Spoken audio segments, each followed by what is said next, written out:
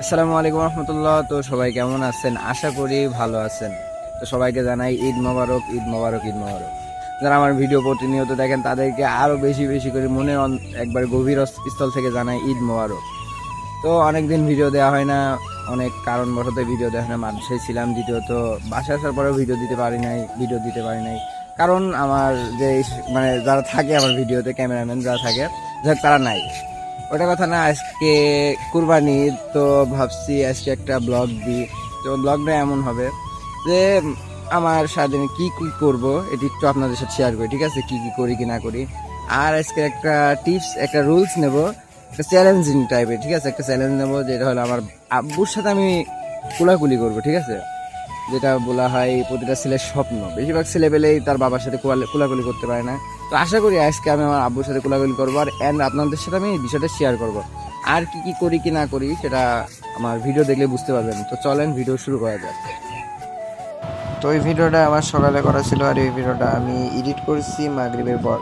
কারণ মাগরিবের পর এডিট করেছি, তার কারণ হলো বিকেলবেলা ঘুরতে বের হয়েছিলাম, বিকেল না সকালবেলা ঘুরতে বের হয়েছিলাম, গাড়ি অ্যাক্সিডেন্টে আমার এডিট করার সময় হয় নাই। তো এখন এডিট করছি। তো চলেন আমি আগে আমার বিষয়গুলো আমি শেয়ার করি। বাসা থেকে বের হইতে দেখছি বাসার সামনেই বিশাল বড় আর্জেন্টিনা অ্যান্ড ব্রাজিলের পতাকা।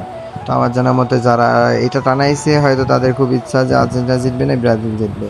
তাই একটু ছেড়ে আসে আমাদের ঈদগাহ ভাই বিশাল এক বড় ঈদগাহ, অনেক বড় ঈদগাহ, প্রায় 10,000 মানুষ একসাথে আমরা নামাজ পড়ি। তো গাইজ আমার পাশে এটা আমার আব্বু আর ওইটা আমার ছোটো ভাই। তো আব্বুর কারণে আমি ভিডিও মোটামুটি করতে পারছিলাম না। আর আজকে আমার কথা ছিল আমি আমার আব্বুর সাথে কোলাকুলি করবো।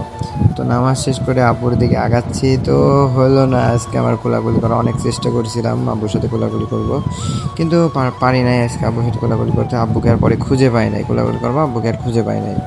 তো এখানে আমরা আসার পরে দেখছি এখানে জিহাদ আর নাফিজ একটু ছবি টবি উঠছিল।